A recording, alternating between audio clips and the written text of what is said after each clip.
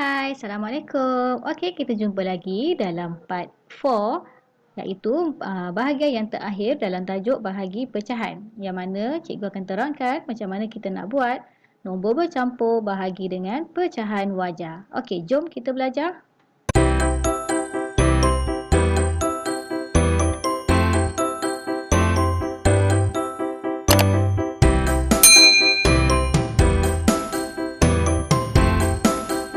Yang pertama, 1/2 kita nak bahagikan dengan 1/5. Okey.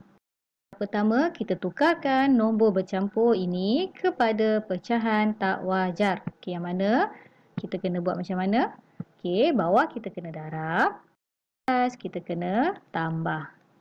Okey, 2 tambah 1, 2 darab 1 kita akan dapat 2. Kemudian tambah dengan 1 kita akan dapat 3. 3/2 sama macam dekat atas ni. Okey. Lepas tu yang lain ni tidak berubah. Kita salin dulu bahagi 1/5.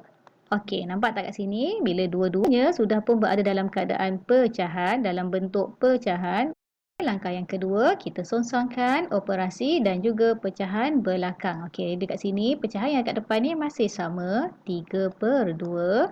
Bahagi kita songsangkan jadi darab, 1/5 akan jadi 5/1. Okey, selepas kita dah songsangkan operasi dan juga pecahan yang dekat belakang ni, langkah yang seterusnya iaitu kita darabkan.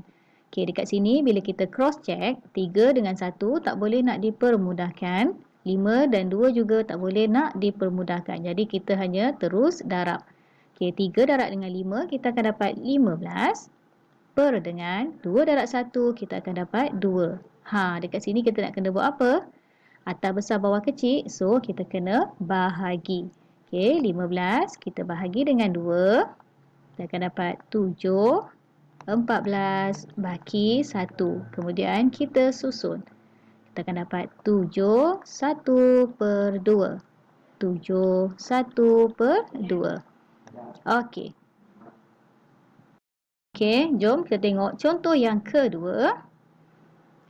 1/4/7 bahagi dengan 3/7. Okey, langkah pertama, tukar nombor bercampur kepada pecahan tak wajar. Jadi 1/4/7, kita nak tukarkan dia, kita darab bawah, atas kita tambah. Okey, dekat sini 7 darab 1 kita akan dapat 7. Kemudian tambah dengan 4, kita akan dapat 11. 11 per berapa? 11/7. Ya, sama macam dekat atas tu. Okey. Kemudian yang belakang ni masih sama, bahagi 3/7. Okey. Bila dah kedua-duanya dalam bentuk pecahan, barulah kita boleh lakukan langkah yang kedua iaitu kita songsangkan operasi dan pecahan belakang. Okey, 11/7 kekal sama. Bahagi akan jadi darab, 3/7 akan jadi 7/3. Kemudian langkah yang ketiga kita darabkan. Sebelum tu kita cross check. Okey, dekat sini kita cross check. 7 dengan 7 kita boleh potongkan dia. Jadi 7 jadi 1. 7 yang ini pun jadi 1. Lepas tu barulah kita darabkan. 11 darab 1 kita akan dapat 11. 1 darab 3 kita akan dapat 3. Dekat sini atas besar bawah kecil. So, kita kena bahagikan dia untuk tukarkan kepada nombor bercampur. Jadi dekat sini kita akan dapat 3. Bawah ni 9. 11 tolak 9 kita akan dapat 2. Kemudian kita susun 3, 2/3. 3, 2/3. Okey, jom kita tengok contoh yang terakhir. Contoh yang ketiga, 27/8 bahagi 1/4. Langkah pertama, kita tukar. Kita tukar siapa? Kita tukar nombor bercampur kepada pecahan tak wajar. Bawah darab, atas tambah. Okey, 8 darab 2, 16. 16 tambah dengan 7, kita akan dapat 23 dengan 8. Okey. Kemudian yang lain ni tak berubah. Bahagi 1/4. Okey, bila dua-dua dah dalam bentuk pecahan, barulah kita boleh songsangkan operasi dan juga pecahan belakang. Okey, salin semula 23/8. Bahagi akan jadi darab. 1/4 akan jadi 4/1. Kemudian kita lakukan langkah yang ketiga iaitu darab. Sebelum tu kita buat apa? Kita cross check. Okey, 4 dengan 8 ni kita boleh permudahkan. 4 kita akan dapat 1, 8 kita akan dapat 2. Lepas tu kita darabkan.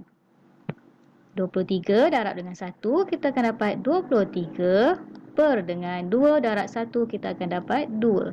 Atas besar bawah kecil. So kita kena buat apa? Kita kena bahagi. 23 bahagi dengan 2. Okey, 1 sini 2. Kemudian turunkan 3. Kita dapat lagi 1 kat sini. Sini 2. Ada baki 1. Kita susun dapat 11. 1/2. Jadi jawapan akhir dia ialah 11. 1/2. Okey, cikgu ada satu soalan cepu mas dekat sini. Okey, cikgu nak bagi satu soalan. Cuba awak selesaikan.